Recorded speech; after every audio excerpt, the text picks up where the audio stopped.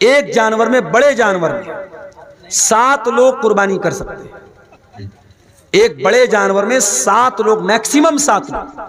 7 से कम लोग भी कर सकते हैं, 5 लोग मिलकर एक बड़े जानवर में करने चलेगा। मैक्सिमम 7 लोग कर सकते हैं। लेकिन छोटे जानवर में कोई शिरकत नहीं कर सकता। छोटे जानवर में एक आदमी और उसकी फैमिली की तरफ से ही छोटा जानवर कर सकते हैं। दीन को तरजीह दो मेरे भाइयों, और शादी में जल्दी करो, शादी में ताखिर मत करो। अगर आप लड़के की शादी कर रहे हैं, बहू लाना चाहते हैं, कैसी बहू लाएंगे? अल्लाह के प्यारे नबी फरमाते हैं, तुनकहुल मरातुल अर्बईन, औरत की शादी होती है तो 4 चीजें औरत के अंदर देखी जाती हैं। लिमालिहा वले हसबिहा वले जमालिहा वले दीनिहा, औरत का पैसा देखा जाता है, औरत की खूबसूरती देखी जाती है, औरत का खानदान देखा जाता है, और औरत की दीनदारी देखी जाती है। आपने फरमाया फज़फर बिज़ाति दीन, तुम दीनदार औरत को अपने घर में लेके आ जाओ, कामयाब हो जाओगे। तुम्हारे घर में दीनदार बहू आएगी, रोजा नमाज करने वाली बहू आएगी, पर्दा करने वाली बहू आएगी, दीन सीखने वाली सिखाने वाली बहू आएगी, आपके पूरे घर को दीनदार बना देगी। और आपने खूबसूरती देखी, रुपया पैसा देखा, खानदान देखा, और दीनदारी को नहीं देखा, तरीबती यदा का, तो आपके हाथ खाक में मिल जाएंगे, आप बर्बाद हो जाएंगे, मिट्टी में मिल जाएंगे। कामयाब होना है तो दीनदार औरत को मेरे भाइयों बहू बना करके। और आगे बढ़िए, लड़के लड़की की शादी हो गई, पति पत्नी के बंधन में बंध गए। अब इस्लाम क्या कहता है? मियां बीवी का रिश्ता प्राइवेट रिश्ता है, और प्राइवेट को प्राइवेसी में रखा जाए। मियां बीवी अपनी सीक्रेट बात किसी को ना बताएं, यह भी बड़ा चलता है। बाज लड़के शादी के अगले दिन उनके दोस्त लोग पूछते, बताओ क्या क्या हुआ। लड़कियों से उनकी सहेलियां पूछती हैं, और फिर वो सारी बातें बड़े मजे ले लेके बयान करती। हराम है ये चीज मेरे भाई, अल्लाह के नबी ने सख्ती से मना किया है। मियां बीवी का रिश्ता बहुत ही प्राइवेट रिश्ता है। इस रिश्ते की बातें बेडरूम के बाहर नहीं जानी चाहिए।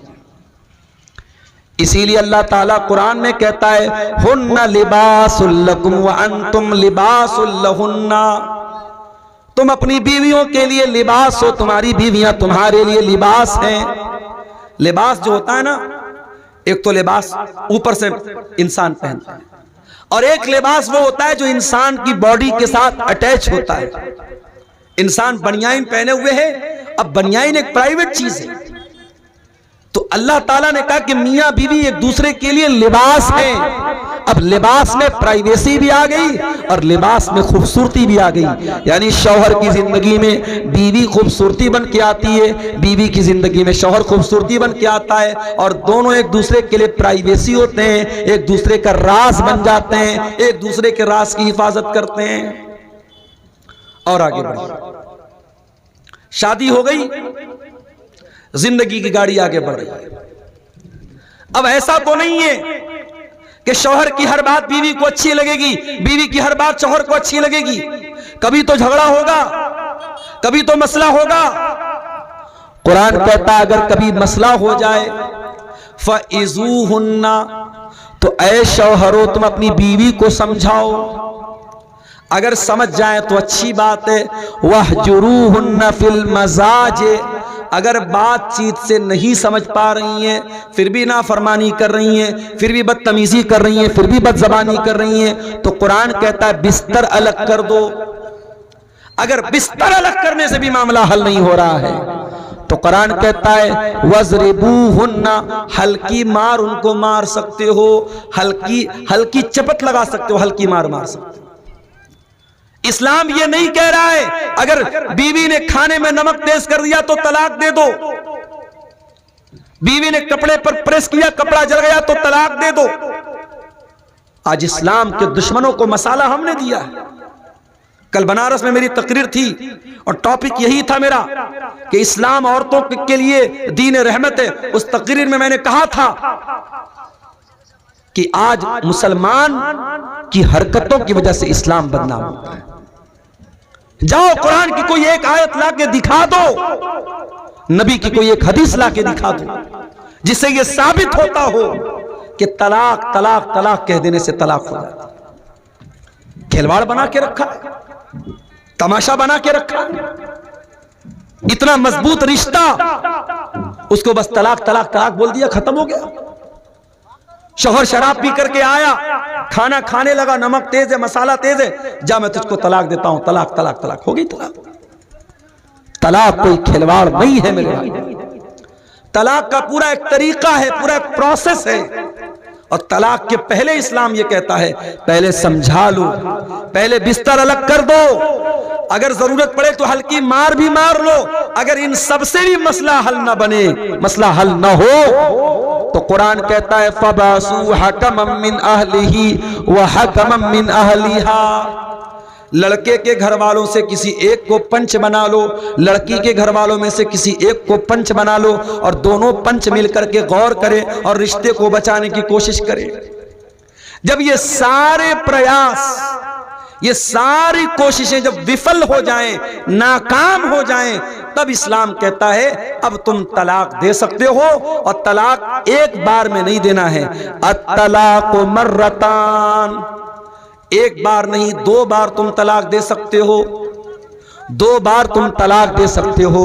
2 बार तलाक देने के बाद दोबारा बीवी को बीवी बना करके रखने का तुम्हें परमिशन है, इजाजत है। लेकिन दूसरी तलाक के बाद जब तीसरी तलाक का नंबर आएगा, उसके बाद अब रुजू करने की, अब दोबारा उसको बीवी की हैसियत से अपने घर में रखने की परमिशन नहीं है, इजाजत नहीं है। फरमाया अत-तलाक़ मर्रतान, 2 मर्तबा तो तलाक दे करके तुम बीवी को रख सकते हो। उसके बाद क्या होगा, फ़इम्साकुम बिमारूफिन औ तसरीहुम बिइहसान। अब तीसरी मर्तबा या तो बीवी को रखना है या छोड़ देना है, तीसरी मर्तबा फिर आपको दोबारा चांस नहीं मिलेगा। इस्लाम यह भी कहता है अगर कोई शौहर बीवी का हक अदा नहीं कर पा रहा है किसी भी तरीके से, अगर शौहर जिस्मानी एतबार से बीवी का हक अदा नहीं कर पा रहा है, या शौहर के पास इतना माल नहीं है कि बीवी का हक अदा कर सके, तो अब ऐसी हालत में शौहर तलाक भी नहीं दे रहा है और बीवी का हक भी अदा नहीं कर रहा है, बीवी क्या करे? इस्लाम में उसका भी ऑप्शन मौजूद है। अगर शौहर बीवी का हक अदा नहीं कर रहा है, या बीवी शौहर से खुश नहीं है, बीवी शौहर के साथ रहना नहीं चाहती है, इस्लाम कहता है बीवी खुला ले सकती है। एक सहाबी की बीवी अल्लाह के नबी के पास आई, हजरत साबित बिन कैस की बीवी। कहा अल्लाह के नबी, मैं साबित के बारे में कोई गलत बात नहीं बोलना चाहती, बस मैं इतना कहना चाहूंगी, मैं शौहर की शिकवा शिकायत नहीं करना चाहती हूं, मैं उनके साथ रहना ही नहीं चाहती हूं। बीवी आकर के कह रही कि अल्लाह के रसूल, मैं अपने शौहर के साथ रहना नहीं चाहती हूं। अल्लाह के नबी ने फरमाया कि तुमने मेहर में जो बाग लिया था वो बाग तुमको वापस करना पड़ेगा, रिटर्न करना पड़ेगा। उन्होंने कहा ठीक है मैं रिटर्न करती हूं। अल्लाह के नबी ने बाग शौहर को रिटर्न करवाया और उसके बाद खुला हो गया, निकाह को खत्म करा दिया। एक हैज की इद्दत गुजारने के बाद बीवी कहीं और निकाह कर सकती है। इस्लाम में इसका भी ऑप्शन मौजूद है। इस्लाम में हर प्रॉब्लम का सॉल्यूशन मौजूद है मेरे भाई।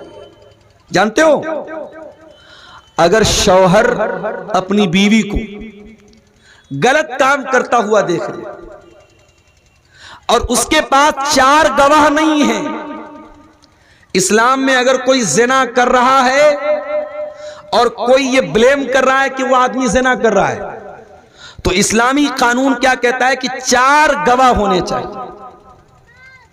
4 गवाह हो या कोई क्लियर प्रूफ हो कि हाँ ये जिना हुआ है, क्योंकि जिना बहुत बड़ा गुनाह है।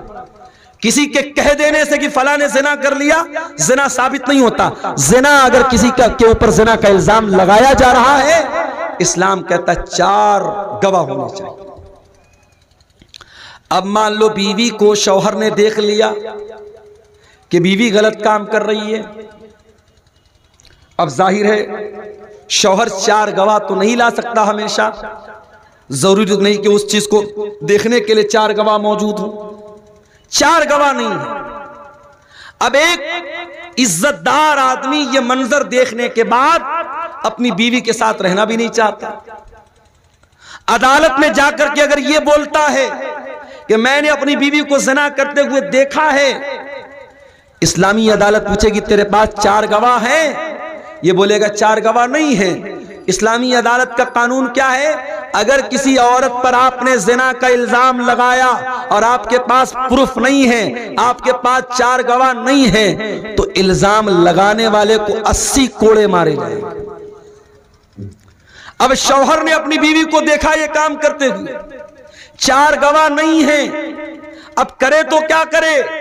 इल्जाम लगाता है तो 4 गवाह लाने पड़ेंगे, 4 गवाह है नहीं, अगर अदालत में जाता 80 कोड़े खुद खाना पड़ेगा। अब इसका भी कोई हल है कि नहीं है? इसका हल इस्लाम में लिआन है। लिआन किसको बोलते हैं? शौहर अदालत में आएगा और कहेगा जज साहब मैंने बीवी को ज़िना करते हुए देखा है और अब मैं इसके साथ नहीं रहना चाहता हूं। इस्लाम कहता है कि ऐसी सूरत में शौहर 4 बार अल्लाह की कसम खा करके कहेगा, 4 बार अल्लाह की कसम खा करके कहेगा कि मैं सच्चा हूं और मैंने देखा है कि इस औरत ने गलत काम किया है, और 5वीं बार कसम खा करके कहेगा अगर मैं झूठ बोल रहा हूं तो मेरे ऊपर अल्लाह की लानत हो। ये मर्द बोलेगा। अब औरत से पूछा जाएगा तू क्या बोलती है? अगर औरत कहेगी कि हां मैंने ज़िना किया है, इस्लामी अदालत का कानून ये कहता है अगर औरत इकरार कर लेगी कि मैंने ज़िना किया है और इस्लामी मुल्क है, इस्लामी अदालत है, इस्लामी सजा मिलती है, तो चूंकि वो औरत शादीशुदा है उसको पत्थरों से मार मार के खत्म कर दिया जाएगा। लेकिन औरत अगर कहती है नहीं ये झूठ बोल रहा है, मैंने ऐसा कोई काम नहीं किया, तो अब अदालत में औरत को भी कसम खानी पड़ेगी और 4 बार औरत कसम खा करके कहेगी कि ये झूठ बोल रहा है, मैं सच बोल रही हूं, और 5वीं बार अल्लाह की कसम खा करके कहेगी अगर ये सच बोल रहा है और मैं झूठ बोल रही हूं तो मेरे ऊपर अल्लाह की लानत हो। मर्द अलग कसम खाएगा, औरत अलग कसम खाएगी, और उसके बाद दोनों के रिश्ते को डिसमिस कर दिया जाएगा, खत्म कर दिया जाएगा। इस प्रोसेस को शरीयत में लिआन बोलते हैं। शरीयत में इसका भी हल रखा गया। मेरे प्यारे साथियों, इतना प्यारा दीन अल्लाह ताला ने हमें और आपको दिया है। जिंदगी के किसी भी मोड़ पर इस्लाम ने हमें अधूरा नहीं रखा है, इस्लाम ने हमें अंधेरे में नहीं रखा है। इस्लाम के अंदर हर मुश्किल का हल मौजूद है। और आगे बढ़िए, इंतकाल हो गया किसी का, मर गया इंसान, मरने वाला जमीन छोड़ के गया, जायदाद छोड़ के गया, पैसा छोड़ के गया। अब सवाल पैदा हुआ कि उसके पैसे का क्या किया जाए, उसकी प्रॉपर्टी का क्या किया जाए, उसकी जमीन का क्या किया जाए, उसकी जायदाद का क्या किया जाए। इस्लाम कहता है मरने वाले के पैसे से सबसे पहले उसके कफन दफन का इंतजाम किया जाए, और कफन दफन का इंतजाम करने के बाद ये देखा जाए कि उसके ऊपर कर्जा कितना है, उसके कर्जों को अदा किया जाए। और कर्जों को अदा करने के बाद अगर मरने वाले ने कोई वसीयत की थी, और अगर वसीयत किसी मदरसे के लिए वसीयत की थी, किसी मस्जिद के लिए की थी, किसी यतीम के लिए की थी, तो उसकी वसीयत को भी पूरा किया जाएगा। मगर वसीयत 1/3 से ज्यादा नहीं हो सकती। अगर मान लीजिए कि 90 लाख रुपया छोड़ के गया है, तो 90 लाख में से 30 लाख रुपए तक की वसीयत कर सकता है, 30 लाख से ज्यादा की नहीं कर सकता। तो पहला काम कफन दफन का इंतजाम, दूसरा काम कर्जे की अदायगी, और तीसरा काम वसीयत को पूरा किया जाएगा। और चौथे नंबर पर उसके जो वारिस होंगे, उसका बाप होगा, उसकी माँ होगी, उसकी औलाद होगी, उसकी बीवी होगी, जो भी उसके वारिस होंगे, शरीयत में सबका हिस्सा बताया गया। बीवी का इतना हिस्सा, औलाद का इतना हिस्सा, माँ का इतना हिस्सा, बाप का इतना हिस्सा, उनका हक उनको दिया जाएगा। मरने के बाद भी इस्लाम ने अधूरा नहीं छोड़ा है। आपकी जमीन का क्या होगा, आपके पैसे का क्या होगा, उसका भी शरीयत में कानून रखा गया है। मरने वाले के लिए जनाजे की नमाज का प्रावधान रखा गया। और कभी आपने गौर किया, जब हम जनाजे की नमाज पढ़ते हैं, सामने जनाजा होता है, तो जनाजे की नमाज में हम रुकू नहीं करते, सजदा नहीं करते, ऐसा क्यों? हर नमाज में रुकू है, हर नमाज में सजदा है, मगर जनाजे की नमाज में ना रुकू है ना सजदा, ऐसा क्यों है मेरे भाई? इसलिए कि सामने जनाजा रखा है और इस्लाम के अंदर इतना भी पसंद नहीं किया गया कि सामने अगर जनाजा भी रखा है तो उसके आगे सजदा किया जाए या उसके आगे रुकू किया जाए। सोचो, जो इस्लाम जनाजे की नमाज में रुकू और सजदा नहीं रखता है ताकि किसी लाश के सामने सजदा न होने पाए, उस इस्लाम में किसी कब्र के आगे सजदा करने की इजाजत कैसे हो सकती है? बंगाल में कलियाचक एक जगह है, कलियाचक में एक मस्जिद में मैं गया नमाज पढ़ने, प्रोग्राम था मेरा, वहां पे मैं गया तो देखा कि मस्जिद के अंदर कब्र मौजूद है, तो बहुत परेशान हो गया। अहले हदीस की मस्जिद है और मस्जिद के अंदर कब्र है। मैंने कहा भाई अहले हदीस की मस्जिद में कब्र कहां से आई? तब मौलाना साहब बहुत पहले से ये कब्र है। मैंने कहा जितने भी पहले से ये कब्र हो, या तो आप मस्जिद को तोड़ करके कब्र, जहां से कब्र है उसके बाहर मस्जिद की बाउंड्री कर दो, यानी कब्र मस्जिद के अंदर या मस्जिद कब्र के अंदर नहीं होनी चाहिए। मैंने कहा दो रास्ता है, या तो आप मस्जिद की बाउंड्री कम कर लो, या फिर इस कब्र से जो भी मरने वाले की लाश है, अब तो काफी दिन की कब्र हो गई, तो उसकी लाश के जो भी बचे हुए पार्ट पुर्जे हैं उसको उठा करके निकाल करके किसी दूसरे कब्रिस्तान में ले जाके दफन कर दो।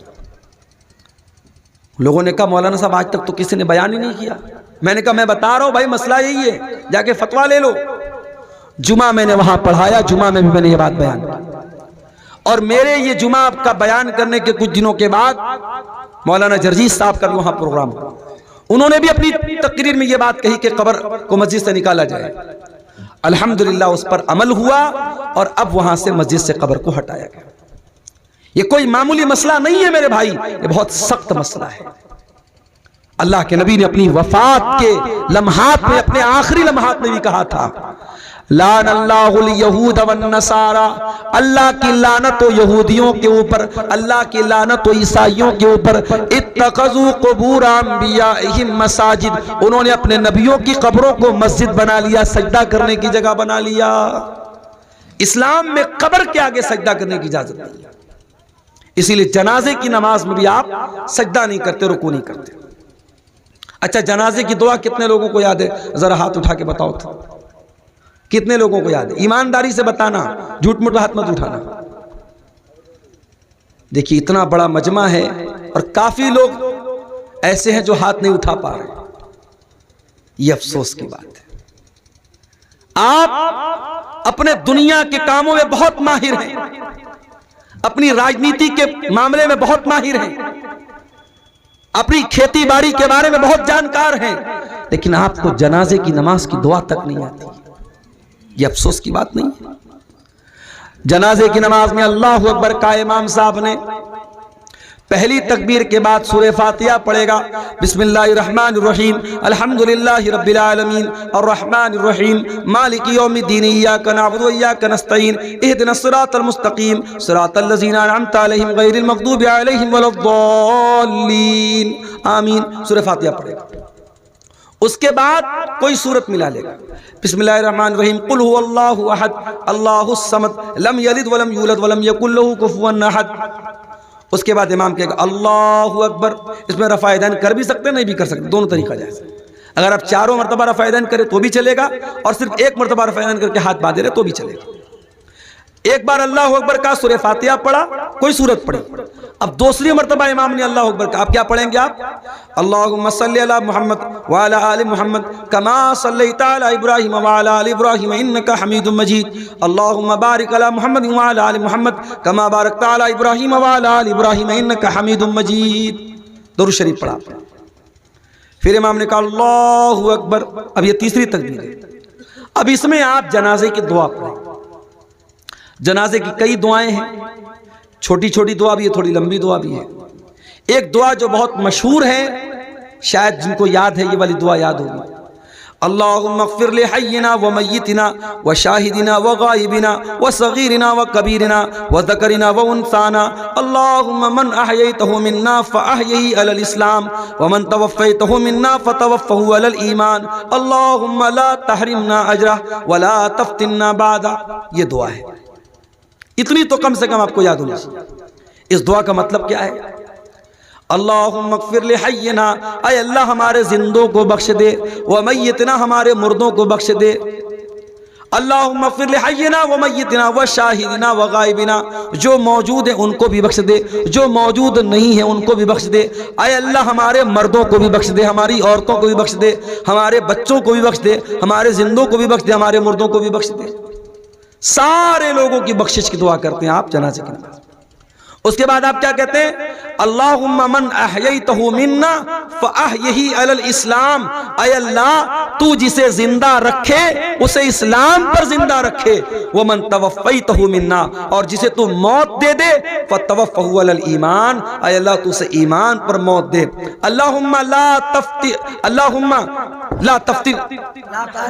ला तहरिमना अजरा, ऐ अल्लाह इस मरने वाले के अजर व सवाब से हमको महरूम मत कर, मरने वाले के सवाब से हमको महरूम मत कर। वला तफ्तिन्ना बादा, और इसके बाद, और एक हदीस में ये भी अल्फाज आए, वला तुज़िल्लना बादा, इसके बाद तू हमें गुमराही में मत डाल, हमें फितने में मत डाल। एक छोटी सी दुआ भी जनाजे में आप पढ़ सकते हैं। अल्लाहुम्मा अग़फ़िर लहू वरहमहू वआफ़िही वाफ़ अन्हु वअकरिम नुज़ुलहू ववस्सि मुदख़लहू, ऐ अल्लाह इस मरने वाले को बख्श दे, इसके ऊपर रहम फरमा, इसको दरगुजर कर दे, इसको आफियत में रख, इसको इसकी अच्छी मेहमान नवाजी फरमा, और इसके गुनाहों को धो दे। ये दुआ भी आप पढ़ सकते हैं। तो जनाजे की तीसरी तकबीर के बाद आपको ये दुआ पढ़नी। उसके बाद चौथी तकबीर होगी, इमाम अस्सलामु अलैकुम व रहमतुल्लाह, अस्सलामु अलैकुम व रहमतुल्लाह, दोनों तरफ सलाम फेरेगा, आप सलाम फेर देंगे। ये जनाजे की नमाज का तरीका है। उसके बाद और आगे बढ़िए।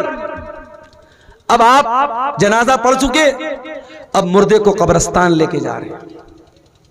दुनिया में इंसान कितना ताकतवर था, दुनिया में उसकी फॉर्च्यूनर गाड़ी जब गुजरती थी रोड पर तो लोग ताकने लगते, नेताजी की गाड़ी आ गई, विधायक जी की गाड़ी आ गई, मंत्री जी की गाड़ी आ गई, फलाने साहब की गाड़ी आ गई। और आज जनाजे पे लेटा हुआ है वो इंसान, और उसकी जनाजे की चारपाई को लोग पकड़े हुए हैं और उसको लेके कब्रिस्तान जा रहे हैं। कब्र तैयार है, और कब्र भी आप जानते हैं दो तरह की होती है। एक होती है संदूकी कब्र, जिसमें बीच में मुर्दे को रखा जाता है, और एक होती है बगली कब्र। और अल्लाह के नबी की जो कब्र है वो बगली कब्र थी, जिसमें साइड में मुर्दे को रखा जाता है। तो कब्र में मुर्दे को उतारा जाता है। अब जब कब्र में उतारा गया, उसके बाद मिट्टी डाली जाती है। मिट्टी डालने के टाइम बहुत से लोग दुआ पढ़ते, मिनहा खलकनाकुम व मिनहा नुखरिजुकुम व फीहा नुईदुकुम तारतन उखरा। ये दुआ पढ़ते, ये साबित नहीं है, बस बिस्मिल्लाह पढ़ के आप मिट्टी डाल दीजिए। मिट्टी डाल दिया, हाथ झाड़ के चले आए। जिंदगी भर इस बात की फिक्र करते रहे, लोग क्या कहेंगे। सही काम करना था, नहीं कर रहा था, क्यों, लोग क्या कहेंगे। मौलवी साहब ने तकरीर में बयान किया, बारात मत लेके जा, जहेज मत ले तू, मंगनी की रस्म मत कर तू, हल्दी की रस्म मत कर तू। आपकी शेरशाबादी बरादरी में कटिहार में मुझे लोगों ने बताया बाकायदा बैंड बाजा तक की शादी हो रही है। कहां है आप? इतने बड़े बड़े जलसे और हिंदुस्तान के चुनिंदा उलमा को बुलाने का क्या फायदा है अगर आपकी बिरादरी के अंदर जो अल्हम्दुलिल्लाह 80% अहले हदीस लोग हैं, आपकी बिरादरी में अभी भी अगर नाच गाने के साथ और बैंड बाजे के साथ अगर शादी हो रही है और 2-2 लाख रुपया कैश लेके शादी हो रही, तो क्या मतलब है मेरे भाई। लेकिन बहुत सारी रस्म और रिवाज की बात आती है, लोगों का यही कहना रहता, लोग क्या कहेंगे। अरे लोग कुछ भी कहें, तू ये देख अल्लाह क्या कहेगा। तुझे हिसाब अल्लाह को देना है, लोगों को नहीं देना है। लोग तो तेरे मरने के बाद आएंगे, कब्र पे मिट्टी देंगे, हाथ झाड़ेंगे, चले जाएंगे। लोग तेरे अच्छे काम की भी तारीफ करने के लिए तेरे मरने का इंतजार करेंगे। जिस दिन तू मरेगा, तेरी कब्र पे मिट्टी देने आएंगे, उस दिन कहेंगे कि हाँ यार आदमी तो बड़ा अच्छा था। जिंदगी में जिसने कभी आपको अच्छा नहीं कहा, वो मरने के बाद अच्छा कहेगा। लोगों को खुश मत करो मेरे भाई, अल्लाह को खुश करो, उसको राजी करो। लोग तो आपके मरने का इंतजार करते हैं। मैं कभी कभी तकरीर के लिए जब सफर करता हूं और थक जाता हूं, सच्ची बता रहा हूं। अभी इधर भी कंटिन्यू 7-8 दिन से लगातार मेरे प्रोग्राम हो रहे हैं। कुछ बिहार में भी हुए, कुछ इधर यूपी में भी हुए, कुछ हमारे अपने बनारस में भी हुए। रात में प्रोग्राम करके कभी ऐसा हुआ घर पहुंचा, कभी ऐसा हुआ घर नहीं पहुंचा। फिर सुबह मदरसे की ड्यूटी करना है, सुबह 8 बजे से लेकर 2 बजे तक ड्यूटी करना है। उसके बाद पता लगा साहब फिर निकलना है। कई दिन तक तो ऐसा हुआ कि बिस्तर पे नींद नहीं मिली। कभी कभी ऐसा लगता है कि इतना सब करने के बाद भी ऐसा तो नहीं कि सारे लोग मेरी तारीफ ही करेंगे या सारे लोग मुझे अच्छा ही समझेंगे। बहुत सारे लोगों की नजर में मैं बुरा भी हूं, तो मैं लोगों के चक्कर में क्यों पड़ूं भाई। लोगों की तारीफ सुनने के लिए या लोगों की बुराई से बचने के लिए कभी भी सही काम को मत छोड़ो और कभी भी गलत काम मत करो। ये देखो अल्लाह की नजर में सही क्या है और अल्लाह की नजर में गलत क्या है, बस हम अल्लाह को हिसाब देंगे। कब्र में मिट्टी दे के लोग चले गए, यहां तो इतनी बड़ी बड़ी लाइटें जल रही है। 4 व्हीलर से मैं आ रहा था, ड्राइवर साहब ने कहा मौलाना साहब प्रोग्राम कहां है, नजर नहीं आ रहा है। मैंने कहा लाइट नजर आएगी समझ जाना। दूर से ट्यूब लाइट नजर आने लगी। अब्दुल अजीज भाई को मैंने फोन किया कि हाँ आपके प्रोग्राम के लोकेशन पर पहुंच गया। प्रोग्राम है, आपने दूर तक लाइटों को लगाया है। कभी कब्र में आपने कोई लाइट देखी है? कभी ऐसा हुआ कि आपने मुर्दे को दफनाया हो और साथ में एक लालटेन रख दिया हो, एक मोबाइल का टॉर्च जला दिया हो? नहीं, वहां कोई रोशनी नहीं छोड़ के जाता। दुनिया में गर्मी का मौसम होता है, हम कूलर पंखा एसी जैसी ताकतें लगाते हैं। कब्र में कोई एसी लगाता है क्या? कोई पंखा लगाता है क्या? कब्र में हम होंगे और हमारे आमाल होंगे मेरे भाई। और कब्र के अंधेरे में अगर हमारे आमाल खराब होंगे, हमारे काम गंदे होंगे, हमने अल्लाह को नाराज किया होगा, माफ करना उस अंधेरे से हम नहीं बच सकते। कब्र में जो जहरीले जानवर होंगे, जो जहन्नम की खिड़की खुलेगी, जो जहन्नम का बिस्तर बिछाया जाएगा, जो जहन्नम की गर्म हवाएं मिलेगी, उनसे अगर हमें बचना है और जन्नत की ठंडी हवाओं को पाना है तो हमें दुनिया वालों को खुश नहीं करना, अल्लाह को खुश करना है मेरे भाई, अल्लाह को खुश करना है। अबू दाऊद के अल्फाज हैं, एक अंसारी साहबी का जनाजा था, जनाजे को कब्र में उतारा जा रहा था। अल्लाह के प्यारे नबी वहीं जनाजे के पास बैठे हुए थे। आपके सहाबा भी आपके आसपास बैठे हुए थे। आपने कब्र को देखा, आपने जनाजे को देखा, आपने मंजर को याद किया जो कब्र में होने वाला है। जब कब्र में होने वाले मंजर को आपने याद किया, हदीस के अल्फाज हैं, फबकन नबी, अल्लाह के नबी रोने लगे। इतना रोए हत्ता बल्ल सरा, आपके आंसुओं से वहां की जमीन भीग गई, वहां की मिट्टी भीग गई, आपके आंसुओं से वहां की जमीन तर हो गई। और आपने कब्र की तरफ इशारा करके फरमाया, लेमिस्ले हाजा फअइद्दू या इख्वानी, ऐ मेरे सहाबा इस कब्र की तैयारी करो, इस कब्र में तुम सबको जाना है, हम सबको जाना है। ओ मेरे प्यारे भाइयों, जब मुर्दों को दफनाने जाया करो तो सोचा करो कि वो दिन हमारे ऊपर भी आने वाला है। मरने के बाद अब कब्र में हम पहुंच गए। अब कब्र में जब पहुंच गए, अब कयामत तक हम कब्र में रहेंगे। अब ये मरने के बाद और कयामत तक के बीच का जो पीरियड है, इसको बरज़ख कहा जाता है। बरज़ख, बरज़ख का मतलब क्या होता है? Barrier, divider. आखिरत एक तरफ, दुनिया एक तरफ, बीच में डिवाइडर क्या है? ये कब्र की जिंदगी है, बरज़ख की जिंदगी। और इसी से ये मसला पता चला कि हम तो अपने मुर्दे को दफनाते हैं, हमारे हिंदू भाई तो अपने मुर्दों को जला देते हैं, हमारे पारसी मजहब के लोग तो अपने मुर्दों को चिल कौओं को खिला देते हैं, ईसाई लोग तो ताबूत में रख के मिट्टी के अंदर डाल देते हैं। हर मजहब में अंतिम संस्कार करने का अपना अपना तरीका है। और हमारे नबी फरमा रहे कि कब्र में अजाब भी होगा और कब्र में सवाब भी मिलेगा। तो जिसने जला दिया, जिसने चिल कौए को खिला दिया, उसको कैसे अजाब मिलेगा, उसको कैसे सवाब मिलेगा? तो याद रखो मेरे भाई, कब्र का मतलब वो गड्ढा नहीं है। कब्र एक दुनिया का नाम है, कब्र एक अलग वर्ल्ड है, एक अलग दुनिया है, और उस दुनिया को हम बरज़ख कहते हैं। और ये भी याद रखो कि मरने के बाद अब दोबारा दुनिया में कोई वापस नहीं आ सकता। ये जो बॉलीवुड की फिल्मों में दिखाया जाता है, सीरियल्स में दिखाया जाता है, एक इंसान खुदकुशी कर लेता है, आत्महत्या कर लेता है, उसकी आत्मा भटकती रहती है। कोई आत्मा नहीं भटकती। मरने के बाद किसी की आत्मा, किसी की रूह दुनिया में कभी नहीं आ सकती, यह बात याद रखो। कुरान कहता है हत्ता इज़ा जाअ अहदहुमुल मौत क़ाल रब्बिरजिऊन।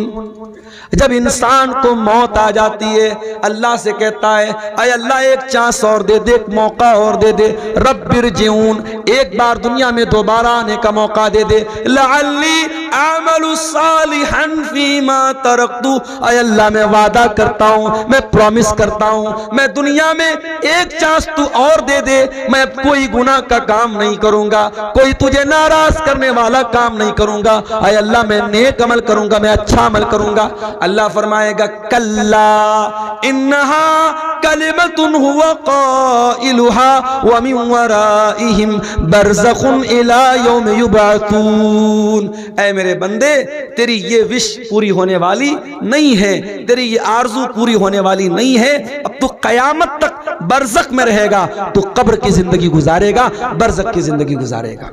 तो मेरे अजीजों, जिस तरीके से दुनिया की जिंदगी के लिए मेहनत करते हो वैसे बरज़ख की जिंदगी और कब्र की जिंदगी के लिए भी मेहनत करो। अब आइए तकरीर के आखिर में जो कुरान की आयत मैंने शुरू में पढ़ी थी, शुरू में मैंने आयत पढ़ी थी, अल्लाह ने सूरह नहल में फरमाया कुरान के 14वें पारे में, मन आमिला सालिहम मिन ज़करिन औ उन्सा, जो भी नेक अमल करेगा चाहे वो मर्द हो या औरत हो, अगर वो ईमान वाला होगा। अभी बनारस में एक प्रोग्राम था, उसमें मेरी तकरीर भी थी और मौलाना मेराज रब्बानी साहब की तकरीर थी। अब मेराज रब्बानी साहब को तो आप जानते ही हैं, किसी ज़माने में ख़ास तौर से बिदअती लोगों के ख़िलाफ़ उनकी बड़ी तगड़ी तगड़ी तकरीरें मौजूद हैं। तो बिदअती लोगों ने वहाँ जहाँ बनारस में प्रोग्राम था, उन लोगों ने एक मैसेज वायरल किया और ख़ास तौर से शेख मेराज रब्बानी का नाम लेकर के कहा कि साहब ये तो बहुत बड़ा गुस्ताख है और नबी को नहीं मानता है, नबी का गुस्ताख है और नबी की कब्र के ऊपर जो गुंबद बना है उसको गिराने की बात करता है, ऐसे गुस्ताख की तकरीर हम नहीं होने देंगे वगैरह वगैरह। तो वो मैसेज देखकर मुझे तो बहुत गुस्सा आया। तो कल जब मेरी तकरीर थी बनारस में परसों, तो मैंने एक बात कही, मैंने कहा ये लंबी लंबी टोपी और ये लंबी लंबी पगड़ी पहन करके आप अल्लाह के अजाब से नहीं बच सकते। अल्लाह के यहां ये नहीं देखा जाएगा आपका कुर्ता कितना लंबा था, आपकी टोपी कुतुब मीनार की तरह ऊंची थी कि नहीं थी, और आपकी पगड़ी कितनी लंबी थी। अल्लाह के यहां ये देखा जाएगा आप ईमान पर थे कि नहीं थे, आप तौहीद पर थे कि नहीं थे। मन आमिला सालिहम मिन ज़करिन औ उन्सा वहुवा मोमिन, जो ईमान वाला है, जो तौहीद वाला है और वो साथ में नेक अमल करने वाला है, चाहे वो मर्द हो या औरत हो, अल्लाह का वादा है फलनुहयिन्नहु हयातन तय्यबा, हम उसे दुनिया में एक अच्छी जिंदगी, एक चैन वाली जिंदगी, एक खुशी वाली जिंदगी अता फरमाएंगे। वलनजज़ियन्नहुम अजरहुम बिअहसनि मा कानू यामलून, और आखिरत में उसके अमल का बेहतरीन बदला देंगे। दीन पर अमल कर मेरे भाई, दीन पर गारंटी है अल्लाह की, तेरी दुनिया भी चैन वाली हो जाएगी, तेरे बच्चे तेरे फरमाबरदार बन जाएंगे, तेरी बीवी तेरी बात मानेगी, तेरे माँ बाप तुझे दुआएं देंगे, तेरे घर में बरकत आएगी। लेकिन अगर तू दीन पर नहीं चलेगा, तू हराम काम करेगा, हराम कमाई को घर में लाएगा, हराम रोजी को घर में लाएगा, तेरे घर की बरकत खत्म, तेरी औलाद भी नाफरमान, तेरी बीवी भी नाफरमान, तेरे घर का सुख चैन सब खत्म हो जाएगा। तो दीन पर चलो मेरे प्यारे साथियों। ये कुछ सवालात की पर्चियां आई हैं। एक सवाल आया है कि एक ही वक्त में एक ही बैठक में 3 तलाक दे तो जायज है कि नहीं, और उसकी दलील क्या है। जायज तो नहीं है। जो उलमा कहते हैं कि इकट्ठे 3 तलाक कोई दे दे तो तीनों हो जाती, जैसे हमारे हनफी उलमा का ये फतवा है, उनसे भी आप पूछेंगे तो वो कहेंगे ये गलत है, गुनाह का काम है। और नबी के जमाने में जब 3 तलाक इकट्ठे किसी ने दी, जो अहले हदीस की दलील है कि नबी ने बहुत गुस्से का इजहार किया, बल्कि हदीस में ये अल्फाज है कि अल्लाह के नबी ने फरमाया कि क्या मेरे रहते हुए दीन का मजाक उड़ रहा है, दीन का मजाक बनाया जा रहा है, और आपने उस सहाबी को रुजू करने का हुक्म दिया। इसका मतलब कि नबी ने इकट्ठे 3 तलाक को 1 माना है, 3 नहीं माना है। उसके बाद दूसरा सवाल है कि तलाकशुदा औरत को शादी करने का क्या हुक्म है। बिल्कुल शादी करनी चाहिए उसकी। हमारे यहाँ बड़ा मसला ये है कोई औरत तलाकशुदा हो गई, तो अब उसकी गलती हो चाहे ना हो, शौहर ने तलाक दे दी तो यह माना जाता है कि औरत के अंदर कोई कमी है, तब तो तलाक मिली है। और तलाकशुदा औरत की शादी बहुत मुश्किल हो जाती है। बल्कि बहुत सारे केस में ऐसा देखा गया कि अगर तलाकशुदा औरत का कोई एक बच्चा भी है तो औरतें क्या बोलती हैं, अरे वो तो औरत है, बच्चे के सहारे जिंदगी गुजार लेगी। माफ करना, ये दुनिया का बहुत बड़ा झूठ है मेरे भाई। अगर कोई औरत तलाकशुदा है और बेवा है, अगरचे उसके पास बच्चा भी है, उसकी पूरी जवानी को बर्बाद कर देना और यह कहना कि बच्चे के सहारे जिंदगी गुजार लेगी, यह इस्लाम के भी खिलाफ है और यह फितरत के भी खिलाफ है। एक जवान औरत को उसके जोड़े की जरूरत है और आप हलाल जरूरत पूरी नहीं करेंगे तो हराम के रास्ते खुलेंगे। और समाज में हमने देखा है बहुत सारी तलाकशुदा औरतें और बहुत सारी बेवा औरतें जिनका निकाह नहीं होता, जिनकी शादी नहीं होती, वो गलत रास्ता भी अपनाती हैं। और ऐसे लोग, ऐसी औरतों पर समाज के गंदे लोगों की नजरें भी होती हैं और लोग मौके का फायदा भी उठाना चाहते हैं। इसलिए ये बात याद रखिए, ये इस्लाम की खूबसूरती है। इस्लाम तो, हमारे नबी ने सिर्फ एक बीवी जो आपके निकाह में हजरत आयशा थी वो कुंवारी थी, बाकी जितनी बीवियां थी सब तलाकशुदा थी और सब बेवा थी। इसलिए तलाकशुदा औरतों से निकाह करना चाहिए। अगर वो अच्छी है, दीनदार हैं, तो ऐसी औरतों से निकाह करना चाहिए। उनके घर में राशन पहुंचा देना, उनकी खबरगिरी करना, ये उनकी मदद नहीं। उनकी मदद ये है उनका घर बसाया जाए, उनको इज्जत के साथ बीवी बना के लाया जाए। क्या एक लड़का एक लड़की को शादी का पैगाम